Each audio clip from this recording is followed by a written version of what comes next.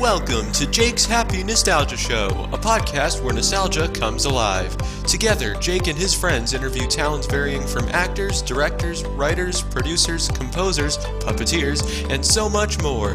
Who will they be chatting with today? Find out in this Jake's Happy Nostalgia Show episode. Hello. Welcome to another episode of Jake's Happy Nostalgia Show, where nostalgia comes alive. I am one of your guest co-hosts, Julius, with my buddy Matt Bingel. How you doing, folks? And our co-hosts Wyatt and Chris Bixby, and our host Jake Deffinbaugh. How you doing? Hello, really great. How about you? How are you two? Julius? We're doing fantastic. Julius, who do we have today? Oh, we are excited for this one. We have had a ton of Sesame Street puppeteers in the past, and we've got another one here today. Oh man, we're excited. His journey started out over a decade ago, and he's done some pretty amazing things at such a young age. And he has his own puppet troupe, the Rumble Ensemble. Please welcome Tau Bennett. Tau, welcome. Happy to have you here. Thank you for having me, guys. I'm glad to be here. Yes, awesome. Glad to have you. That's awesome. How are you? I'm good. I'm excited. Good here. Yeah, things are looking good. Yeah. Awesome. So, first question to start this off is, we know who you are, but for those who don't, would you care to introduce yourself? Sure. Yeah. My name's Tau Bennett. I'm a puppeteer. I've been a puppeteer for a long time, even though I haven't been around for that long of a time. Right. Long enough, I guess. I've done shows such as Sesame Street, Don Quixote, Helpsters. What else? I've done, and I have my own thing that I'm working on, my own projects, puppetry and non-puppetry wise. Yeah. Nice. That's awesome. Nice. Awesome. So, can you talk about your background, how you grew up? Mm-hmm. Yeah, I grew up kind of all over the place. I was born in Brooklyn, New York, but and I live there now, but my dad joined the army when I was 1, so I moved around a lot. I've lived in places like Texas, Nebraska, Georgia. So like, because I've not lived in one place all my life, first of all, I don't have an accent. Second of all, I guess that sort of upbringing kind of makes for a more like universal outlook on the world. Not to say like, oh, I'm a universal man. Like, I feel like I see things from like a kind of a broader perspective, which is kind of good for puppetry because you can kind of get different different points of view. Right. Definitely. How'd you first get into puppetry? I've always loved the Muppets. The Muppets were kind of always around growing up. I was the third of 3 kids, and so like my siblings, my 2 siblings, they had a lot of Muppet stuff because my parents were, the Muppets were kind of like big when they were kids. Yeah. So gave it to us, with all the tapes and shows and stuff. So yeah, I guess because it was so saturated in my own life, somehow I just kind of artistically was attracted to them. My entire family's pretty artistic too. Like my dad paints and he's a poet. My brother draws and paints and stuff. He plays the violin, so we kind of all have artists. Oh, nice. Oh, wow. Very nice. Getting into that field, who were some of your inspirations? Puppetry wise? Yeah. Oh, well, of course we got, Jim Henson and Muppet guys. But I also, in more recent years, I've been really interested in like Waylon Flowers. I don't know if you know Waylon Flowers. He had this character named Madam who was like oh yes. Yeah, I think so, yeah. Oh. Yes. Yeah. Flowers is a pretty big inspiration. Design wise, I look at Sherry Lewis a lot. Yeah. Oh yeah. My top. Definitely. Yes. Yeah. Kevin Clash was also one I want to say for you as well, because you did meet him. Yeah, 100%. He was a big inspiration for me. Yeah. When I was a kid, I didn't know. First of all, the first time I like understood that like this was a job, it was because I saw Kevin on TV. Like I saw him doing Elmo on some like live talk show, and realized, oh, this is adult people are doing this, and like they must get paid well because it's television, Like, wouldn't that be cool to do? Exactly, for sure. definitely. So, before working on Sesame, well, I know you mentioned watching Muppets and Sesame Street. Did you grow up watching like any of the other Muppet projects that were out there? Yeah, everything that I had access to. Like I grew up in the 2000s, so like the internet was kind of Oh wow. and new, not brand new, but it was, starting to become a thing. Right. YouTube was pretty like infantile at that point. Yeah. I think I was like 5 when YouTube became a thing. Before that, I just had like all these DVDs. Like Fraggle Rock was always part of my life. Yes. And what else? I don't know. All the Henson stuff. Everything that there was to see on DVD, I had on DVD. Yeah. Yeah. And I once, I think I was like 8 years old when I first started watching like YouTube and like seeing all the stuff that there was out there. I fell down a big rabbit hole that I never got out of. Yeah. There you go. Yeah. Definitely. For me, I mean, of course, I grew up with Sesame Street, but my introduction to puppetry was Bear in the Big Blue House. That was the first thing I saw. Great show. I want to say I've heard it. Dinosaurs was mine also because I grew up watching dinosaurs. That was your initial interest in puppetry, dinosaurs? Yeah. Yeah. So growing up, did you have a favorite Sesame Street Muppet or human character? My favorite Muppet character on Sesame Street? Or human? Well, human. It's two different for me. Like I have a favorite human. So Muppet, I would say Ernie. There you go. Oh, yeah. Nice. Amazing. Yeah, Ernie is my favorite, and of course you can't have Ernie without Bert. But what's nice about Ernie was that like he could be with anybody, and he kind of had his own personality outside of being with Bert. Like with Bert, obviously, like they had their dichotomy, and then it was paired with like Cookie Monster or Grover or something. He had a different personality completely. Yeah. Yeah. Definitely. Personality. Favorite human cast member was Savion. I loved Savion. Oh yeah. Yeah. For a little while as a kid, I wanted to be a tap dancer because of him. That's right. Yeah, because he taught Elmo how to tap dance. Yeah. Yeah. That's right. Yeah. That is right. Yeah. It's crazy. Do you have a favorite Sesame Street song? No. There you go. There are so many great Sesame Street songs. I have favorites, but I don't have one favorite. I don't think. Yeah, it's hard to pick a favorite. Yeah. You can't pick a favorite. Yeah, I love those. I love Chris Surf songs. A lot of Yes. Amazing. Oh yeah. Brilliant. Yes. Really good. Clear Between the Lines and he did a lot. Great show as well. Even Chris Surf. I don't know if you know this, but before Sesame Street, he used to write for National Lampoon, like the magazine. Oh wow. Oh wow. Okay. Wow. That's cool. Nice. Yeah, his sense of humor and his like I don't know, he's just a very smart guy. He came from I think Harvard, and so like his he had a lot of he was really good at wordplay and really good at just all kinds of intellectual comedy. He even wrote this dictionary of it wasn't real, it was like a fake satirical thing, but it was a dictionary of like PC phrases.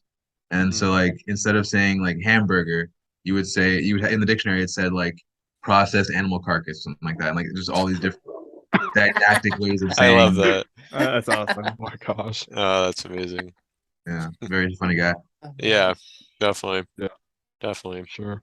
So before you became an official Muppet performer, you got to puppeteer Baby Bear in the Macy Thanksgiving Day Parade back in what year, Matt? 2011? Yes. How did that come about, and what was that experience like? It was pretty great of an experience. I was 11, and so that was like I think my first time like performing for any capacity. I believe it was my first time, and that happened because I was in Being Elmo. Yes, right. We saw it earlier. Yes. We actually watched it earlier before this interview. Yeah. Research. Great documentary. Amazing. I'm playing a game the day after watching that because You should. amazing.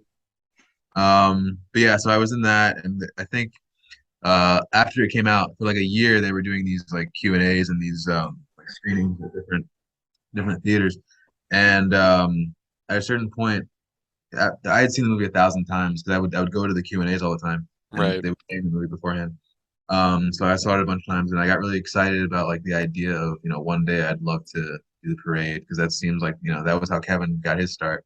Yeah. And I was just longing to do it. And I think I must have asked Kevin at some point, and he was like, "Yeah, we'll get you on there," and he did. Nice. Wow. That's insane. That is amazing. I actually have I have the book of Muppets and Men. My copy. Oh yeah. Oh yeah. Oh. Wow. My copy of that book was gifted to me from Joy Mazzarino that day. Amazing Yeah. Nice. Oh, Joe was Live. awesome. Dear. Yes. Yeah. Awesome. Yeah, That's well, awesome. Amazing person. Definitely awesome. Yes. So now performing Baby Bear in the Macy's parade, like what was it like meeting the rest of the Muppet performers for the first time? I know you already knew Kevin and Leslie. Yeah. Yeah. That's right. Yeah. I think before that I had met Fran and Eric because I did an episode of Sesame Street earlier that year. I believe that. Yeah, I met them and I met Bob and Gina. Wow. That's Yeah. cool. I was in an episode, but not as a puppeteer, just like as like a kid on the street, and like Kevin Right. joined. Yeah. Right. But yeah, that was the first time I met like everybody else, Yeah. Emilio and Roscoe. Oh, And, Emilio, rest Yeah. in peace. yeah. Yeah. It was a dream. I actually okay. So first of all, it was amazing to meet them. It was pretty insane, and like I hearing them sort of like speak of me in this very positive way. I was just a kid. I was 11. I didn't really know a lot. Right. And yet Yeah. I guess I knew enough for them to like respect me and understand that I was kind of that I belonged in this world, which is really nice. It was nice to hear them say that about me. Oh, that's Um, awesome. That's awesome. yeah. And I just remember like seeing some of these people like before like meeting them face to face, seeing them in the Yeah. distance on the way to meeting them. Like, oh my Yeah. God, I'm a few yards away from Luis, Yeah. Yeah. Definitely. Speaking of him, what was it like, meeting him? And working with him, yeah. He was a cool guy. I didn't work with him a lot because I think around the time that right before I became like an official like performer on the show, by then humans had been ousted. But Yeah. Yeah. but yeah, I mean, from what little I did with him and the rest of them, it was cool. It was nice to see them, in their element. Yeah. Definitely. Yeah. Amazing person and for what Rest he's in done peace. and everything. So yes. How did you officially start working on Sesame? So I was 11 when I did the parade, and I was about 10 when I met Kevin. So from that point forward, I was kind of being like mentored by those people, and Yeah. and after like 2012, I kind of like fell off for a little while because Kevin was my only like way in to Sesame. Yeah. Oh, right. Yeah. And then when he left, I didn't really have that for a little while, and so I spent all of like middle school and high school just like doing my own thing. I joined a theater company, and I got better as an actor and as a improviser, and created my own work, my own characters, and writing my own stories and stuff. And so I figured that after I guess 4 years of that kind of practice, I felt by the time I was 16, I felt ready to be a part of Sesame Street. At least in some capacity. I was hoping that they would see that I was like good enough to like join them. And so when I was 16, like the second week of my junior year of high school, I messaged Matt Vogel and asked him like I was like, hey Matt, I'm 16, so legally I can work. Is there any room for me? And he was like, yeah, we have a workshop coming up like next week. You should come. So and then from Nice. there, And then from there, you got it. Yeah. yeah. Wow. Just awesome. What was it like getting to work on that set for the first time? Well, my first day on set was pretty amazing. Because I was 16, they thought when I first got there, they didn't really know where I should be because there's the Muppet room, like the Muppet Lounge. Yeah, we've Yeah. seen it in Below the Frame. Yeah. And then there's like the Yeah. kid room, like where the kids congregate, like before they go on set. So they thought that I was supposed to be in the kid room because I was only 16. Mhm. So I'm sitting there in the kid room for like maybe 15 minutes, and there's these like little like 10-year-old kids or younger, and I felt weird, but I was like, well, I am a kid, so I guess this is where I'm supposed to be. Yeah. And then and I was early. I got there kind of early, and my call time was 8 or 8:15, something like that. And around 8:15, 8:20, somebody must have made some call and was like, "Hey, where's Tau?" And they were like, "Oh, he's in the kid room." Like, why? Why? Bring him over here. I think it was Marty. Marty was the one who made that call. Oh yeah. Oh my Amazing gosh! guy. Amazing. We Yeah. previously had him on. Yeah. Nice. How was he? Oh, great. it was Amazing. awesome. Amazing. He Amazing. was Really nice. wonderful. It was awesome. Really nice. So my first day was amazing. I still remember just being, in there's a scene where we were all all the puppets were get together in one like at a table, Oh, and all the puppeteers were on the floor like on top of each other, and so I had really long hair at the time, and so Big Bird was like behind me, and Marty he looks at me and says, "Hey, how are you gonna explain to your mom about all the Big Bird feathers in your hair?" She's like, that's amazing. What was you doing on the first day anyway? "What was I doing?"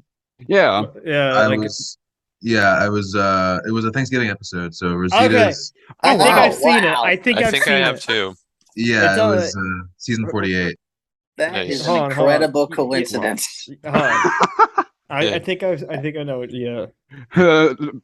Amazing. Doing the parade and then doing the Thanksgiving and the episode. first Yeah. episode is a Thanksgiving episode. You Yeah, can't make this Thanksgiving up. is kind of some kind of theme here.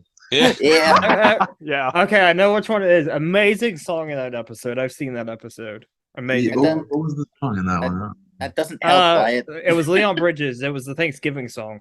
Oh yeah. Oh yeah.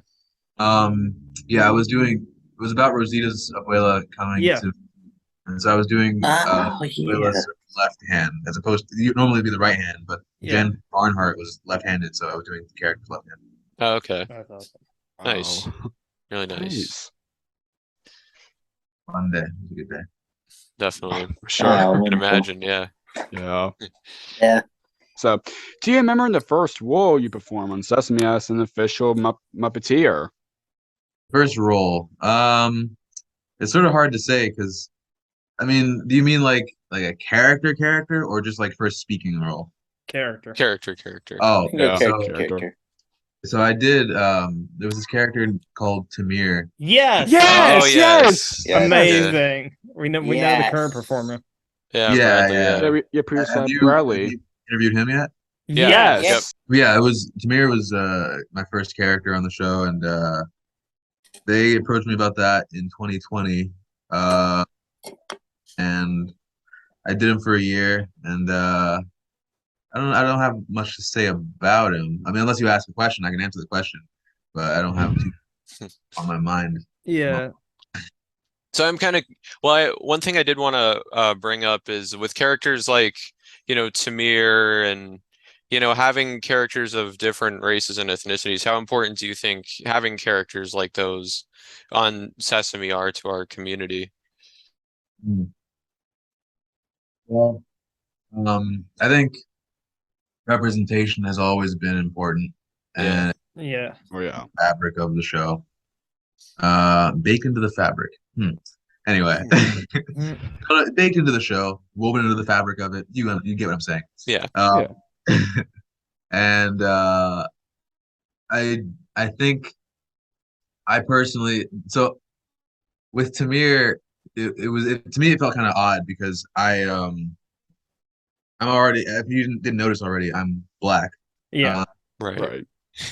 As a puppeteer, I always thought to play a Muppet, it would make sense for I'm there to play a character that I couldn't normally play as myself. Like I could be the black kid because I am a black kid. Yeah. However, in other contexts, I could not play, a talking bird because I am not a talking bird. Yeah. Right. Yeah. So as a like, it was jarring for me to play Tamir. I guess is the way I felt. It was kind of jarring. I didn't know how to play a black kid Muppet. But that being said, I think the purpose of it was pretty righteous. You know, the idea of like, you know, having kids, like giving kids the opportunity to see themselves in this way, like the same way that they see Elmo. Like they like Elmo because he's attention grabbing. He's this Muppet, you know, Yeah. and he's also he's black, so the black kids can say, "Oh, there's a kid who looks like me, and he's also a Muppet." So I guess that's useful to them. That Definitely. is. Sure. Yeah. Definitely. So is there a Sesame Street Muppet that hasn't been used in a while that you wish would return or get used more? There's plenty. So many. I don't know. I've always liked. Let's get back to Chris Surf, guys. I love Chrissy and the Alphabeats. Oh yeah. yeah. Oh, yeah. I'd love to see Yeah. that Chrissy come Yeah. back. I would love to see it, Definitely. like hear another. Honestly, they missed an opportunity not doing, because they have, you know, all these albums of songs. Of Yeah. Sesame. Right. They never did a Chris and Alphabeats album. They They did never it. did. Or Little Jerry and the Monotone for that matter. Exactly. Yeah. During the monotone, Well, Yeah. amazing. That would have been cool.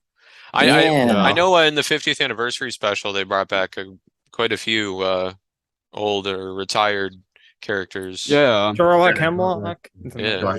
Don Music and Oh yeah. It was Lefty, cool to see them Great again. anniversary. Grateful Jones. Biff, Yeah. wasn't Biff was also in it. Yeah. Biff Biff and Sully, they were both and there, Sully, yeah. yeah.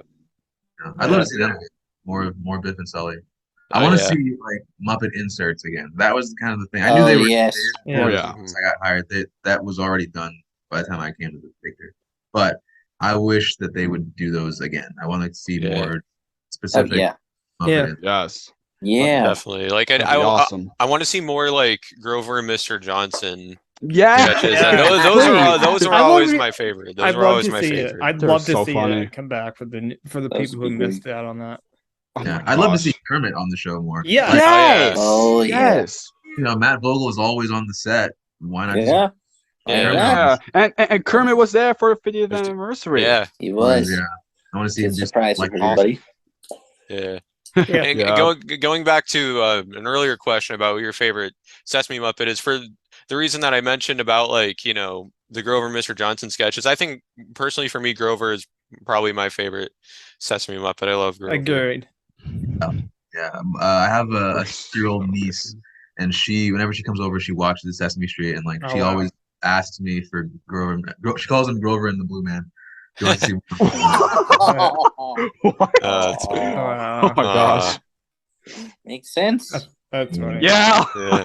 Hey, That's speaking of funny. funny, do you have any funny or interesting behind the scenes stories from your time working on Sesame Street? Yeah, plenty of fun. Yeah. There you go. Let's see. Let me think here for a second. Okay. So I have this Cookie Monster shirt. Hmm. It's Cookie Monster. I bought the shirt in England. It wasn't a Sesame Street like affiliated merchandise. It was Yeah. just like, Oh, wow. Knockoff. yeah. Yeah. So it's Cookie Monster, and he's hunched over a table, and he has a straw in his hand, Mhm. and the eyes are dilated, and he's got like cookie like lines of cookie crumbs on the table, like it's cocaine. Oh yeah. Oh. So I've worn this shirt. It's a cartoon. It's a little dumb little drawing on the shirt. But I've worn this shirt twice on set. The first time I wore it, it was my second day on set, and they were like, "Oh, Tau, do you want to just be in the background of the shot?" And I was like, "Yeah, sure." So it's me and like some like honker in Hooper's store, and I think Pam Marciera was playing the honker, and she looks at me with my shirt on, and she's like, "That's a funny shirt." And then she looks at it again, and she's like, "Maybe you should put a shirt over that shirt." Oh boy. The second time I wore the shirt on set, I didn't think anything of it. I wasn't trying to cause any ruckus. I was just wearing my shirt. But Right. David Rudman, who's Cookie Monster, he saw the shirt and was like, "Don't wear that again." And I was like, "Okay." Oh my gosh. And you thought, yeah, maybe I shouldn't continue wearing the shirt on set. Yeah. Yeah, maybe it's not such a good idea. Yeah. Yeah. I didn't think about it. I was just like, oh, next day we're Just Yeah. wearing, just why not? Yeah. But yeah. apparently that happened. Yeah, definitely. Pretty much. Definitely. So, overall, do you have a favorite Sesame project you've worked on? That I've worked on. I think my favorite Sesame project is probably the 50th special. Yes. That was Yeah. a good time. It was more than just like the special itself, but like the vibe on set. Like I really Oh, just yeah. had a good time Yeah, being there. kind of bringing everyone, all of Together. most of the original human cast back, having, everyone together again. Yeah. That whole year was a lot of that. It was a lot of people just coming in. Karen Prell came to the set a couple times. Oh, and- yeah. Oh yeah, Nice. that's right. Yeah. Right on Forever Rock. Wow. For those who don't know. Oh, wow. That is awesome. Yeah. Cool to hang out with her and like I was in the process of making my own project, and I was showing her. I was in the Muppet Lounge showing her and like Peter Linz and other people like this Yeah. this that I had made, and she was like critiquing it like very like it was nice to hear her say like she had things to say about it, and a lot of praises, which was really cool to from such a legend. Yeah. So just Yeah. that whole year was a lot of just being around these people that I've idolized. There's a lot of cool stuff happening here. That's awesome. Nice. Do you have any Sesame Street memorabilia or anything from your work with you that you'd like to show? Or you can tell. Or you can tell us about it. Yeah. I could show you one thing. I'll be right back. One second. All Okay. right. Awesome. No worries. No problem. So this is a bag of Big Bird feathers. Oh, nice! Oh. Yeah. Oh, really cool. Oh my That's amazing. goodness. Wow. Awesome. That's cool. I got them on I think 2 different days. But I saved them, of course. Yeah. Of course. Wow. Nice. It's That's really nice. That's amazing. It's really nice. So, so as a puppeteer, what would you say you've learned or taken the most from working alongside the other puppeteers? That's a tough one. There's a lot of useful information that I've taken from my time on Sesame. I guess just like going with the flow. There's a lot of like I found myself being very quiet on set. Like I was always the quiet one. Because I was just taking it all in and just seeing what the moves were, like what was happening. And I think that's a useful thing for any performer or puppeteer to have. If you're on a set, especially if you're Just like do it. yeah, just and you're definitely more desirable as a performer if people see you being so cooperative and so Yeah. I don't know, going with the flow. Nice. There you go. Overall, what do you enjoy most about your work as a puppeteer over the years? The camaraderie. There's a lot of if you have a really good group of people together and if the work is fun, it doesn't even matter like if it matters a lot if the script is good, but it's like as far as like the people doing the project, like if we're having fun doing it, that's to me that's like the thing that matters the most because then we our fun comes through and like you see it on Definitely. the Oh screen. yeah, absolutely. You definitely 100% do. Yeah. So now we brought this up a little bit earlier. So of course recently the role of Tamir has been handed to Bradley Freeman Jr., who again was one of our previous guests. So can you talk a bit about how that kind of transitioned, if that makes sense, like how Tamir got handed to Bradley? Yeah.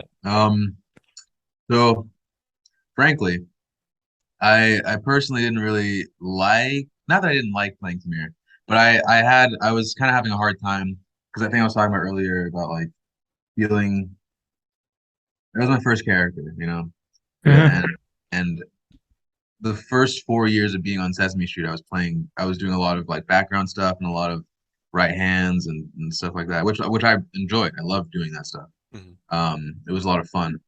And so the first time I got handed a character, I was hoping that it would be something or something that I wasn't already. But it felt like to me, it felt like it was like an opportunity to mm, to to see this like trending cultural movement and use it as like a way to to say maybe I'm wrong by saying this because I don't know, but it seemed like using it as a way to, hey guys, look at us, we're aware of what's happening in the world, so this is our way of doing that, of showing that. And I don't know, and the way it was I didn't feel organic. It felt kind of it was stressful to me. I spent that year kind of annoyed. And again, I don't blame Sesame for it at all. I think they were doing that's what they do, but I was just kind of ready to move on. I think I had been there for 5 years. I would have liked to have kept going, but also I'm sure you have opinions about the difference between the Sesame you grew up with and Sesame as it is. There's a difference. Yeah. Right. Yeah. I think I was kind of for me, I was just there to learn and then eventually do my own stuff and learn from based on what I've learned at Sesame, use that to create my own work. And Yeah, so definitely. I figured it had time to just do that. And so yeah, and Bradley was there, and he was new, brand new. So it would be nice for him to take opportunities that are there. So I'm glad he has that now. Yeah, definitely. Yeah, definitely. Sure, he's doing a great job. He's doing wonderful. Wonderful, yeah. Oh yeah. Yep. So besides Sesame, you mentioned your own things. You now have a puppet troupe called the Rumble Ensemble. How did that start up? It's slow going. It's still starting up. But there you go. I've been working on. So I don't really call it Rumble Ensemble anymore, even though I guess some people still see it that way, which I don't fight against it. But it's Rumble Ensemble was that name came from when I was 11. My dad would help me make videos, and I'd make my own puppets and I'd write my own scripts, and he would film them for me and edit them. And so I've been doing it since I was 11, and then getting very serious about what I want it to be and what the vibe is, what is the show. I started getting really serious about it in high school, writing a lot of scripts. I'm really into comedy, and so I wanted to just take all of my comedy influences and artistic influences and kind of put them together into synthesize them into this project. So now in 2019 I filmed I guess sort of a pilot for the show called Cold Sober. Yes. I'm very excited about it becoming a thing. Hopefully I see it. I have a very clear vision in my mind of what it can be. And right now I'm working on the next iteration of it. And we'll see where that goes. There you go. Nice. Awesome. Nice. Yeah. What do you enjoy most about your work with the Rumble Ensemble and Cold Sober? Yeah, the group dynamic. I really enjoy when there's I love the fact that I'm working with people that I trust and that I know and that we have fun together. When I watched the Muppets as a kid and understanding the people that were involved in it, I seeing how all of these people with very different backgrounds, very different points of view, are able to create something really magical and fun. That's sort of the type of thing that I want to capture in my own work.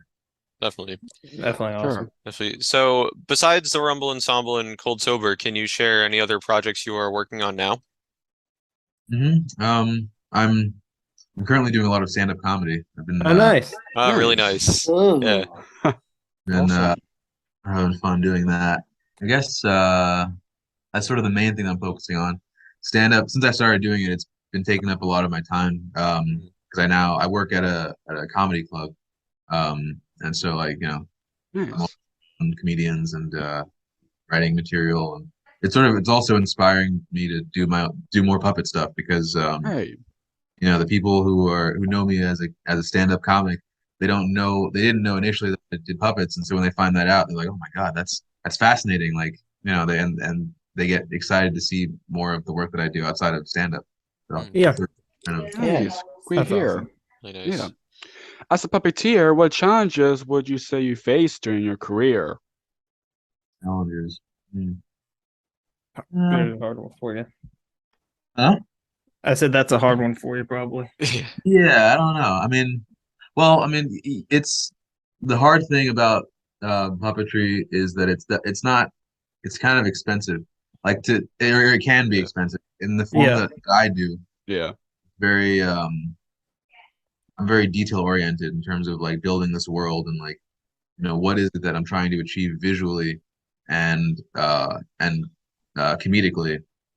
With the stories that I've been writing, and the jokes I'm trying to tell, it requires a certain amount of detail and a certain amount of people. And if those people aren't available because they have jobs, I Yeah. can't tell them like, oh Right. man, but you could take a day off. Like they can't. They got Yeah. bills, just like I do Like- too. Like we have to. It's a lot. What's hard is like coordinating, you know, this whole thing of like, don't quit your day job. This sort of. Even though we love what we do. We love the puppetry. We love the fun. Of It's course, hard yeah. because Yeah. we can't do it all the time. Maybe if Cold Sober gets picked up, maybe we can. But that's Yeah. And sometimes there's days that you don't want to be here, but like you have to be there. Like yeah. Yeah, definitely. Well, Yeah. That's what those days. I mean. That's what happens in life sometimes. Yeah. Yeah. It's true. What piece of advice would you give to anyone who wants to get into puppeteering? A lot of advice that I could give.